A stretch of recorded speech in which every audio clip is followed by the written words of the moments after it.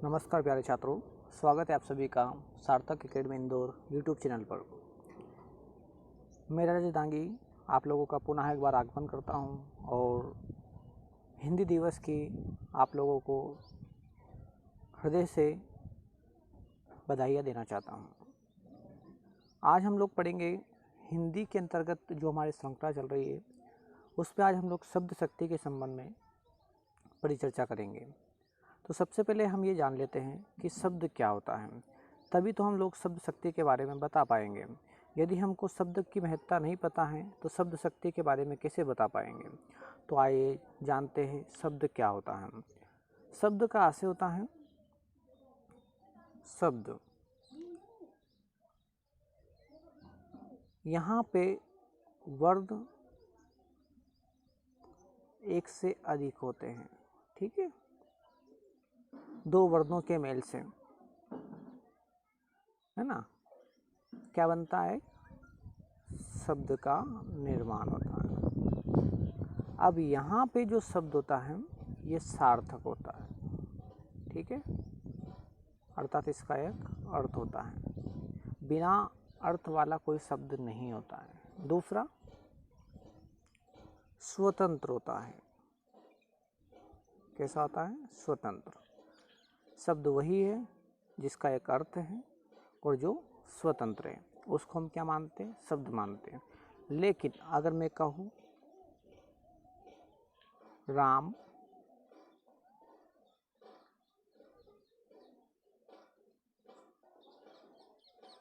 Sita,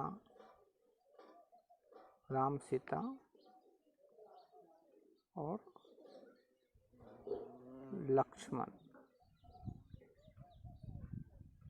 one गए, ठीक है। अब यहाँ पे हमने राम सीता और लक्ष्मण वन गए, अगर इसमें हम लोग बात करेंगे तो यहाँ पे जो राम है, सीता है और क्या है, लक्ष्मण, ये है क्या, तो यहाँ पे ये पद है। क्या है छात्रों, पद है। तो आपको ये याद रखना है कि राम सीता और लक्ष्मण यहाँ पे क्या हो गए, पद। तो अब इनको पद क्यों मानेंगे, पद इसलिए मानेंगे जब शब्द वाक्य के अंतर्गत प्रयोग में आने लगता हो तो वो शब्द शब्द ना रह करके पद बन जाता है। तो अब हमारे सामने एक प्रश्न ये आ गया कि शब्द में और साथ में पद में क्या अंतर है। ये प्रश्न MPSI में पूछा भी गया है कि शब्द क्या है और पद क्या है। तो शब्द की परिभाषा उसमें पूछी गई थी। शब्द क्या है, स्वतंत्र। कैसा छात्रों, स्वतंत्र। और पद क्या है, प्रयुक्त, है ना। तो शब्द कैसा होता है, स्वतंत्र होता है, पद क्या होता है, प्रयुक्त होता है। यही राम एक शब्द है, लेकिन यही राम एक पद बन जाता है जब वाक्य में प्रयोग में आता है, ठीक है ना। ये बात समझ में आ गई आप लोगों को। अब जो वाक्य होता है उस वाक्य में एक से अधिक प्रकार के पद हो सकते हैं या एक से अधिक पद हो सकते हैं, ये चीज़ें आपको याद रखना है।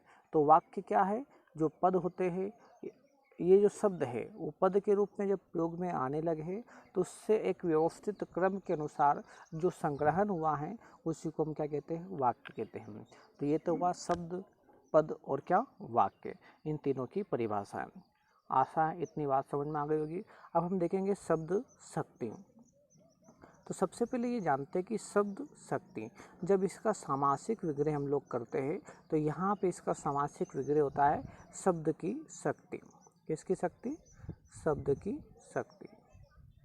अब ये प्रश्न ये आता कि भैया इंसान की शक्ति होती है ना, किसी जानवर की शक्ति होती है, किसी भगवान की शक्ति होती है, यहाँ पे शब्द की शक्ति से आशय क्या है, शब्द की शक्ति से आशय कि हम कोई भी बात बोल रहे हैं, है ना, कोई भी बात बोल रहे हैं तो जो सामने वाला व्यक्ति है उस बात का अर्थ किस मर्म में ले रहा है, ठीक है, और हम उस बात को किस मर्म के सापेक्ष प्रस्तुत कर रहे हैं। तो एक ही बात अलग अलग जगह पर अलग अलग कंडीशन में अलग अलग अर्थ व्यक्त करती हैं, इसी को कहते हैं शब्द शक्ति। जब हम हमारी बात को सामने वाले के सम्मुख डायरेक्ट पेश कर रहे हैं, है ना, जो भी बोल रहे हैं और सामने वाला उसी को वैसा का वैसा ही समझ रहा है, तो ये एक अलग महत्ता हो गई, इसको अभेदा कहते हैं। दूसरा होता है लक्षणा। हम देखते हैं कभी कभी जो व्यंजन होते हैं, 2 या 2 से अधिक शब्द मिल जाते हैं, है ना, और फिर मिलने के पश्चात उसका अर्थ अलग हो जाता है।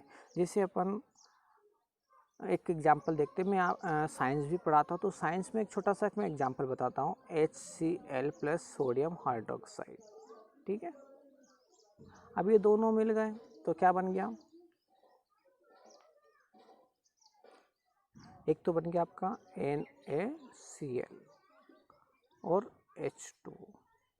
अब ये मिलने के पहले दोनों अलग थे, लेकिन मिलने के बाद में दोनों क्या हो गए, यहाँ पे सोडियम क्लोराइड और जल का निर्माण हो गया, जबकि ये मिलने के पहले दोनों नहीं थे। तो ऐसा एक एग्जाम्पल हम यहाँ पे देखते हैं, भूपति।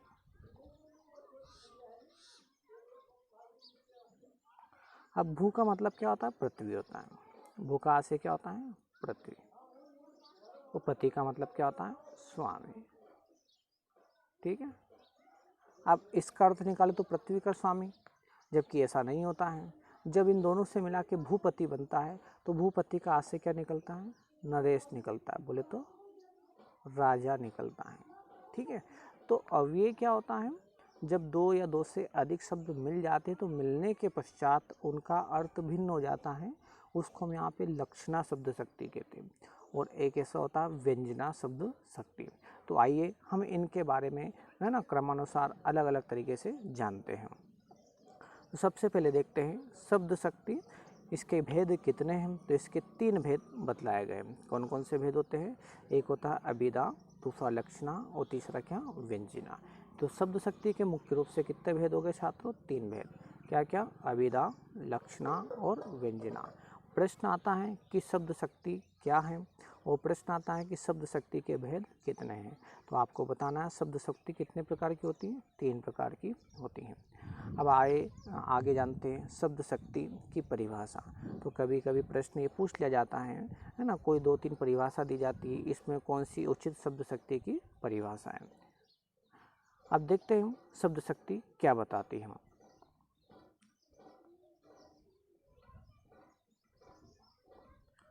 इसको हम लोग शब्द वृत्ति या शब्द शक्ति दोनों के नाम से हम लोग जानते हैं। शब्द शक्ति अर्थात शब्दों की शक्ति। हिंदी व्याकरण में किसी वाक्य के भाव को समझने के लिए प्रयुक्त अर्थ को शब्द शक्ति कहा जाता है। कुछ वाक्य ऐसे होते हैं जिनके अर्थ सभी लोगों के लिए समान होते हैं, लेकिन कुछ वाक्य ऐसे होते हैं जिनके अर्थ प्रत्येक व्यक्ति अपनी जो परिस्थिति होता है उसके अनुसार लगा लेता है। इसी आधार पर उस वाक्य में प्रयुक्त शब्दों के प्रकार और शक्ति और व्यापकता के आधार पर उसे विभिन्न प्रकार से विभक्त किया जाता है। शब्दों का अर्थ बोध कराने वाली शक्ति ही शब्द शक्ति कहलाती है। ये शब्द और शक्ति के समन्वय से बना होता है, अर्थात शब्द शक्ति का समास विग्रह करने पर इसका तात्पर्य शब्द की शक्ति बताने से होता है। तो आशा आपको ये बात समझ में आ गई होगी कि शब्द शक्ति क्या होती है। आइए जानते हैं शब्द शक्ति के प्रकार। तो हमने पहले भी कुछ समय पहले भी बात की थी, शब्द शक्ति के मूलतः कितने 3 भेद होते हैं। तो यहाँ पे हम देखते हैं अभिधा शब्द शक्ति के संबंध में। तो अभिधा शब्द शक्ति क्या कहती है, अभिधा शब्द शक्ति कहती हैं कि वाक्य जिनका साधारण शाब्दिक अर्थ और भावार्थ समान हो, ठीक है ना, मतलब जिसका साधारण अर्थ जो शब्द से जो अर्थ निकलता है उसके जो भाव का अर्थ निकलता है वो समान हो, उसको हम क्या कहते हैं, अभिधा शब्द शक्ति कहते हैं। क्या कहते हैं छात्रों, अभिधा शब्द शक्ति। एक उदाहरण हम लोग देखते हैं, हिंदी एक भाषा है। हिंदी क्या है, भाषा है। अब इसका जो अर्थ निकालेंगे और इसका जो अर्थ होता है वो दोनों लगभग एक समान, इसमें कोई परिवर्तन नहीं होता है। जैसे यहाँ वाक्य का अर्थ साधारण है, ठीक है ना, हिंदी एक भाषा है, मतलब साधारण अर्थ व्यक्त कर रही है। चूँकि एक हिंदी भाषा है और भाषा से वार्तालाप करने का एक माध्यम होता है, भाई आप हिंदी में वार्तालाप करोगे या अंग्रेजी में बात करोगे, है ना। अब जो वार्तालाप करते हैं उसको हम भाषा कहते हैं। तो अब इसके 2 अर्थ निकलते हैं। ठीक उसी प्रकार हिंदी भी वार्तालाप का एक माध्यम है। तो अब ये समझना अपने को कि भाषा क्या है। तो भाषा क्या, मनुष्य के विचारों को अभिव्यक्त करने का माध्यम। तो वो माध्यम क्या भी हो सकती है, हिंदी भी हो सकती है। वो माध्यम क्या भी हो सकती है, आपकी अंग्रेजी भी हो सकती है। लेकिन हम यहाँ पे बात करें हिंदी एक भाषा है, क्योंकि हिंदी एक भाषा है। तो हिंदी एक भाषा है, इसका आशय क्या हो गया कि हम अपने विचार दूसरे व्यक्ति के सम्मुख प्रस्तुत करेंगे तो उसमें किसी न किसी एक भाषा का प्रयोग जरूर करेंगे। तो इसका अर्थ क्या हो गया, हिंदी भी वार्तालाप का एक माध्यम है। तो यहाँ पे शब्द शक्ति कौन सी होगी, अभिधा होगी। हम जो कहना चाह रहे हैं सामने वाला भी वही समझ रहा है, तो वहाँ पे शब्द शक्ति कौन सी होगी, अभिधा शब्द शक्ति। अब इसके मूलतः 3 भेद बतलाए गए। कितने भेद बच्चों, 3। एक होता रूढ़ी, दूसरा यौगिक और तीसरा योग रूढ़ी। अब ये समझ लेते कि रूढ़ी क्या है ना। तो रूढ़ी को समझने के पहले हमको शब्दों के खेल में भी जाना पड़ेगा। तो शब्द क्या है, तो हमने अभी शब्द की परिभाषा देखी थी। तो शब्द के प्रकार होते हैं, एक होता है रूढ़ शब्द, ठीक है, एक होता है यौगिक शब्द और एक क्या होता है आपका योग रूढ़ शब्द, ठीक है ना। तो प्रश्न ये भी आता है कि शब्द के कितने भेद होते हैं, तो कितने भेद होते हैं छात्रों, 3 भेद। अब हम ये जान लेते हैं कि रूढ़ शब्द क्या है, ठीक है। रूढ़ शब्द वह होते हैं जिसके सार्थक खंड संभव नहीं होते, ठीक है ना। क्या नहीं होते हैं, सार्थक खंड संभव नहीं होते हैं, जिसको और अधिक तोड़ा नहीं जा सकता। तोड़ देंगे तो विकृत हो जाएगा और विकृत हो जाएगा तो कोई अर्थ व्यक्त नहीं करेगा, इसी को रूढ़ शब्द कहते हैं। जो मूलतः सामुदायिक शब्द होते हैं,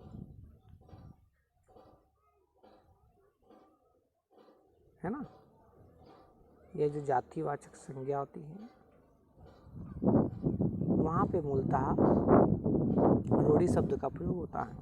जैसे उदाहरण देखते हैं हम लोग, पौधा, पेड़,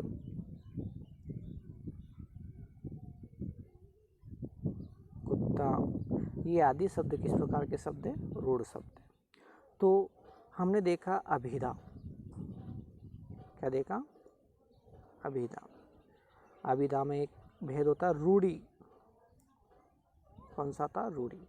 रूढ़ी में वह शब्द आते हैं जो रूढ़ शब्द होते हैं। कौन से होते हैं, रूढ़, जो अपना अर्थ सीधे सीधे व्यक्त करते हैं, ठीक है ना, इधर उधर की बातें ना करके सीधे सीधे अपने अर्थ को व्यक्त करते हैं।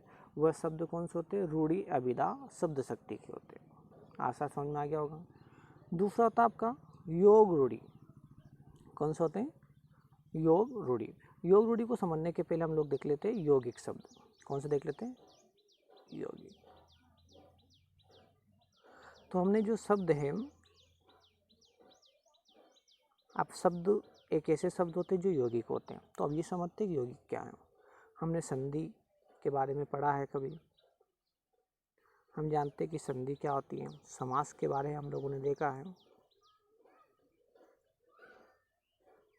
प्रत्यय के बारे में हम लोगों ने देखा है, उपसर्ग के बारे में हम लोगों ने देखा है, ठीक है। तो संधि से भी शब्द बनते हैं, प्रत्यय से बनते हैं, उपसर्ग से भी बनते हैं, ठीक है, समास से भी बनते हैं। तो हम ये देखते हैं कि संधि में विग्रह करने पर जो 2 शब्द होते हैं दोनों का अर्थ अलग अलग होता है, लेकिन संधि बनने के पश्चात उसका अर्थ अलग हो जाता है। समास में भी हुबहू ऐसा ही होता है।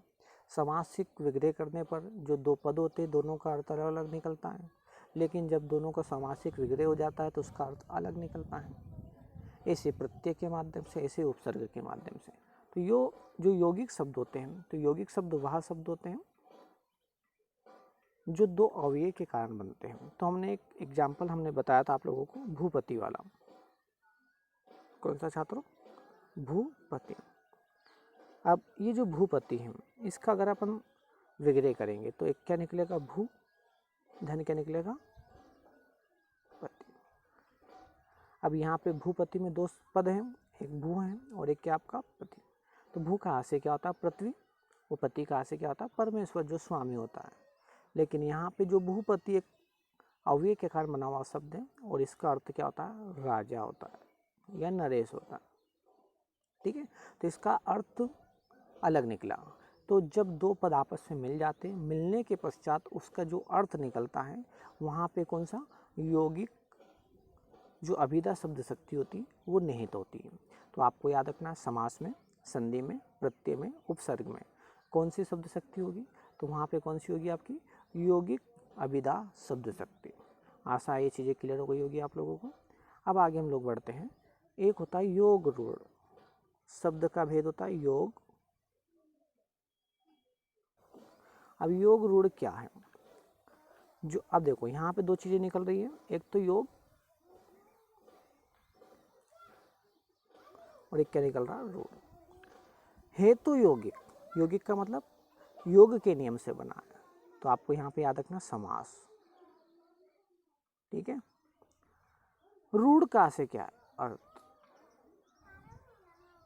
ठीक है ना, जो बना तो समास के नियम से लेकिन उसका अर्थ कैसा हो गया, रूढ़ हो गया, वो योग रूढ़ कहलाता है, ठीक है। बात समझ में आई आप लोगों को, जो बना तो समास के नियम से है लेकिन अर्थ कैसा उसका रूढ़ है। रूढ़ कैसे, कि जो कालांतर से चला आ रहा है, जो किसी एक व्यक्ति के लिए एक शब्द का प्रयोग किया जाता है वो अन्य व्यक्ति के लिए प्रयोग नहीं किया जाता है। एक उदाहरण देखते हैं हम लोग, दशानन। अब इसका समास विग्रह करेंगे तो समास विग्रह होता तो यौगिक होना चाहिए, समास विग्रह होता तो बिल्कुल यौगिक है, लेकिन यहाँ पर हम बोल रहे 10 है आनंद जिसके। अब 10 है आनंद जिसके, तो कौन है ऐसा व्यक्ति, तो ऐसा व्यक्ति है रावण। कौन है, रावण। अब रावण सिर्फ ये दशानन सिर्फ और सिर्फ रावण के लिए प्रयोग होता है। यदि आप लोग 10 मुकुटा लगा लोगे या 10 मुख लगा लोगे तो आपको कोई 10 आनंद नहीं कहेंगे। क्यों नहीं कहेंगे, क्योंकि आप एक मनुष्य हो, है ना, दशानन हो नहीं सकते हो। आप कह भी दे लेकिन आप दशानन बन नहीं सकते हो। तो दशानन सिर्फ और सिर्फ रावण के लिए प्रयोग किया गया शब्द है। एक उदाहरण और देखते हैं, लंबोदर, लंबा है उधर जिसका। यदि आप अपना उधर लंबा कर लेते तो आपको कोई लंबोदर नहीं कहता है, ये सिर्फ किसको कहते हैं, गणेश जी को।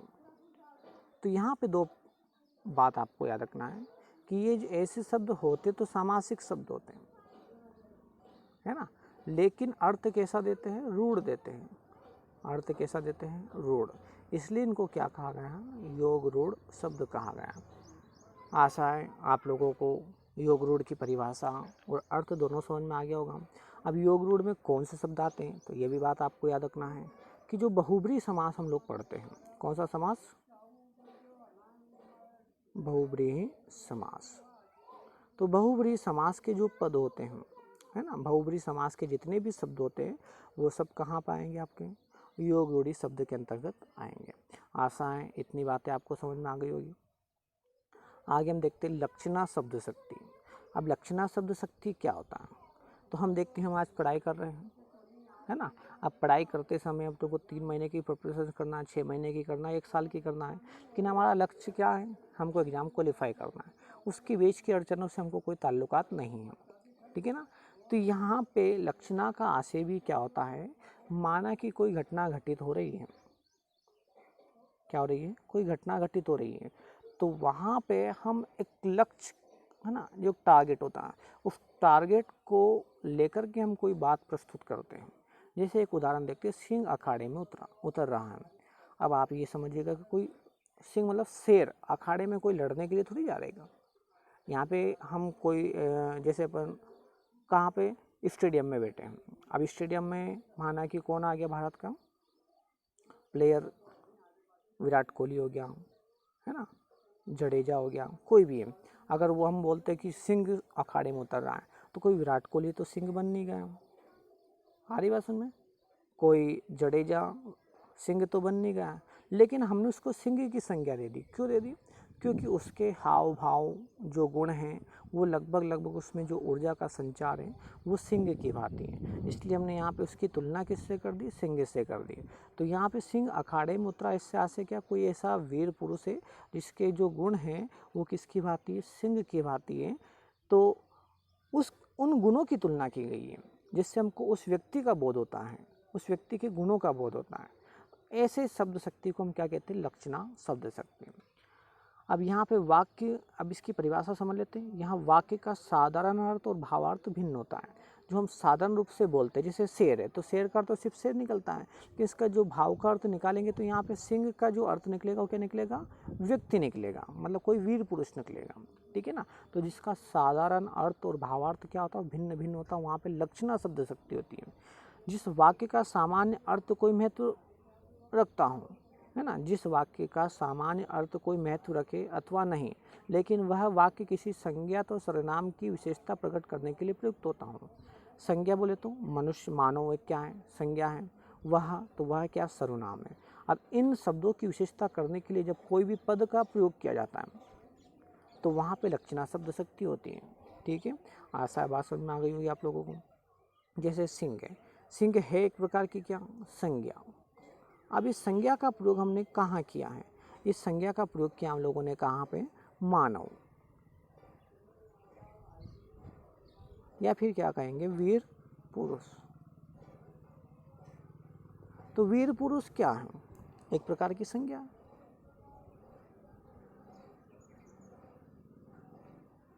है ना। अब इनकी विशेषता किससे बता रहे हैं हम लोग, सिंह के साथ। तो ये सिंह क्या कार्य कर रहा है, विशेषण का। किसका कार्य कर रहा है छात्रों, विशेषण का। तो जब भी कोई पद किसी भी संज्ञा या सर्वनाम का विशेषण बतलाने के लिए प्रयोग में आता हो तो वहाँ पे शब्द शक्ति कौन सी होती है, लक्षणा शब्द शक्ति होती है। आशा है ये बात समझ में आ गई होगी आप लोगों को। अब हम देखते हैं व्यंजना शब्द शक्ति। व्यंजना शब्द शक्ति होती क्या है, समझ लेते हैं हम। व्यंजना शब्द शक्ति वहाँ प्रयुक्त होती है जहाँ वाक्य तो साधारण होता है, लेकिन उसका प्रत्येक पाठक अथवा श्रोता के लिए इसका अपना अलग अलग अर्थ होता है। हम जो कहना चाह रहे हैं वो जो सामने वाला समझना चाह रहा है ना, दोनों में अंतर हो जाता है। अन्य व्यक्ति उसका अर्थ अपने हिसाब से ले लेता है, कोई दूसरा व्यक्ति उसका अर्थ अपने हिसाब से ले लेता है। तो एक ही वाक्य के अलग अलग अर्थ मनुष्य के द्वारा अलग अलग कंडीशन में निकाल लिए जाते हैं। वहाँ पे कौन सी शब्द शक्ति होती है आपकी, व्यंजना शब्द शक्ति। एक उदाहरण हम लोग समझते हैं, रहीमन पानी राख किए बिन पानी सब सोन, वो पानी गए ना उबरे मोती मानुष चोन। तो यहाँ पे हम लोग ये बात करते हैं ये पानी से आशय क्या है। तो पानी से अगर कोई भी ऐसा व्यक्ति जो ज़्यादा समझता नहीं है उसको बोला जाए कि पानी का मतलब क्या है, तो उसी पानी का अर्थ सिर्फ आपको बताएगा कि पानी का अर्थ सिर्फ पानी है और जल है, इतना आपको बताएगा। लेकिन यहाँ पे रहीमन जो रहीमन थे उन्होंने काफ़ी एक अच्छा सा यह प्रसंग प्रस्तुत किया, रहीमन पानी राखिए बिन पानी सब सोन, पानी गए ना उबरे मोती मानुष चोन। तो यहाँ पर उन्होंने 3 भेद बताए पानी के सापेक्ष, मोती, मानुष बोले तो मनुष्य, और एक क्या, चोन। तो मोती, दूसरा क्या, मनुष्य, और एक क्या, चूना।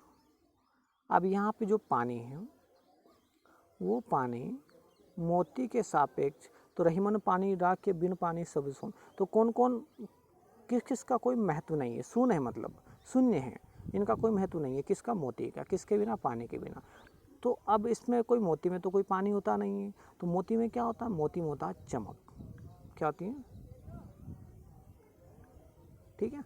तो मोती का महत्ता किससे, चमक से। जो मोती जितना चमकेगा उतना महत्व वाला होगा, अदरवाइज इसका कोई महत्व नहीं है।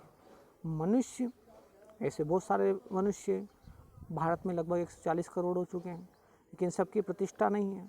जो प्रतिष्ठित है उसका वैल्यू है, जो प्रतिष्ठित नहीं उसका कोई वैल्यू नहीं है। एज इट इज हम देखते चूना। चूने का सापेक्ष निकलता है पानी से। अगर ये चूना में अगर पानी डालेंगे तो उसको हम लोग, जो तंबाकू के साथ लोग उसको चबा लेते हैं, इसी चूने में पानी डालते हैं तो लोग दीवारों पे पोत देते हैं। इसी चूने के साथ हम लोग पानी डालते हैं तो अलग अलग कार्यों के लिए हम लोग प्रयोग में लाते हैं, ठीक है। तो ये 3 अर्थ यहाँ पे बतलाए गए, क्या क्या, मोती, मानुष और चून के सापेक्ष। आशा इतनी बातें समझ में आ गई होगी। तो आज हमने देखा क्या, अविदा, लक्षणा और एक क्या, व्यंजना।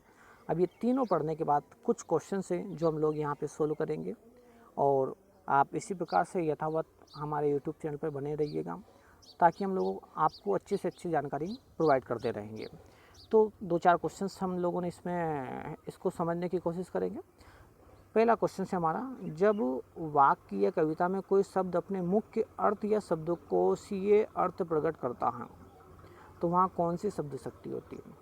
तो यहाँ पे मुख्य अर्थ के बारे में बात कर रहे हैं। तो मुख्य अर्थ तो हमने अभी यहाँ पे देखा अभिधा, लक्षणा और व्यंजना, जहाँ पर इधर उधर की बात ना की जा करके सीधी सीधी बात की जाती हो, तो वहाँ पे शब्द शक्ति कौन सी होती है? अभिधा। ठीक है, जैसे पौधा की बात की तो अब सामने वाला समझ जाएगा कि हाँ ये पौधे की बात कर रहा है, और हम भी समझ गए कि यहाँ पौधे की बात चल रही है। तो जहाँ पे सीधी सीधी बात की जाती है वहाँ पे अभिधा शब्द शक्ति होती है। जब किसी पद में यमक अलंकार हो तब प्रायः कौन सी शब्द शक्ति होती है? अब यमक अलंकार का मतलब क्या, एक उदाहरण मैं आपको यहाँ पे बताता हूँ। कनक कनक ते सोगुनी, है ना, कनक कनक कनक ते सोगुनी मादकता अधिकाय या खाए बुराए जग। तो एक को खाना, क्या करना, खाना, तो कनक को खाना, या खाए बुराए जग, या पाए बुरा। तो पाए किसको? कनक को। तो एक को खा के बुराता है, एक को पा के बुराता है। तो यहाँ पे कनक मतलब कनक को खाना, तो कनक का मतलब क्या होता है? धतूरा। और कनक को पाना मतलब यहाँ पे पाना ना, तो किसको पाना? सोने को पाना। तो यहाँ पे सीधा सीधा अर्थ निकल रहा है। कनक का सीधा अर्थ क्या निकल रहा है आपका? धतूरा। वो कनक का सीधा अर्थ यहाँ पे क्या निकल रहा है आपका? सोना। तो इस आधार पर दोनों के अर्थ सीधे सीधे निकल रहे हैं। तो यहाँ पे शब्द शक्ति कौन सी होगी? अभिधा शब्द शक्ति।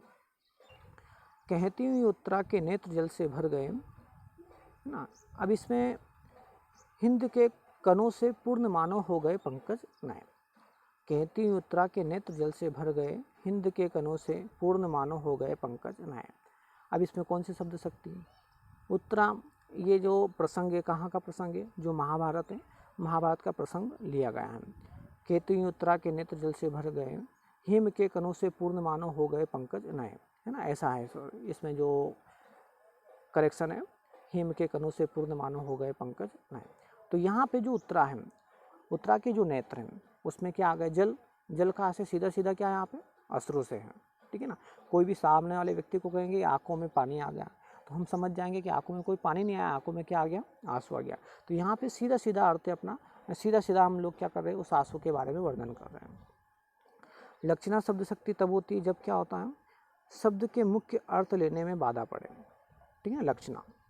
तो बिल्कुल हम सीधा सीधा अर्थ ना समझ के क्या करते हैं, उसमें जो विशेषता होता है, विशेषण होता है, उसके आधार पर हम क्या निकालते हैं? अर्थ निकालते हैं। तो ये किसकी विशेषता हो गई? लक्षणा शब्द शक्ति की। शब्द के मुख्य अर्थ से संबंधित अन्य कोई अर्थ लिया जाए, बिल्कुल अलग अर्थ निकलता है। अन्य अर्थ को ग्रहण करने के पीछे कोई उद्देश्य विशेष प्रयोजन होता है, बिल्कुल उद्देश्य प्रयोजन होता है। मान लिया जाए कि कोई अखाड़े में दो व्यक्ति लड़ रहे हैं, तो वहाँ पे उसको अपन क्या कहेंगे? एक को सिंह कहेंगे, मतलब शेर जैसा बलवान कहेंगे। तो कोई ना कोई प्रयोजन होता है जिसके लिए हम लोग क्या करते हैं? इस शब्द शक्ति का प्रयोग करते हैं। जिस विकल्प में रूढ़ी लक्षणा शब्द शक्ति होती है, तो एक 4 यहाँ पर ऑप्शन दिए हैं। राजस्थान वीर है, तो राजस्थान कोई वीर नहीं है, राजस्थान के लोग वीर हैं। तो यहाँ पे राजस्थान वीर है, तो राजस्थान वीर है, तो यहाँ पे जो वीर है और राजस्थान है, ये कहाँ की महत्ता बता रहा है? राजस्थान के लोगों की महत्ता बता रहा है। तो यहाँ पे कौन सा शब्द शक्ति होगी आपका? लक्षणा शब्द शक्ति। कौन सा हो गया छात्रों? लक्षणा शब्द शक्ति। आशा आप लोगों को समझ में आ गया होगा। आज हम इतनी ही बात करेंगे और आप जुड़े रहिएगा, बने रहिएगा सार्थक एकेडमी इंदौर यूट्यूब चैनल पर। आप लोगों को अगर ये वीडियो पसंद आ रहा है तो इसको शेयर करिएगा और सब्सक्राइब करिएगा। हम लोग निरंतर प्रयास कर रहे हैं कुछ ना कुछ अच्छा लाने की, और यह प्रयास निरंतर चलता रहेगा। तो एक छोटा सा शेर है, वो आप लोगों को मैं बोलना चाहता हूँ। क्या हार में, क्या जीत में, किंचित क्या भयभीत में, कर्तव्य पथ पर जो मिले ये भी सही वो भी सही। जय हिंद, जय भारत, धन्यवाद।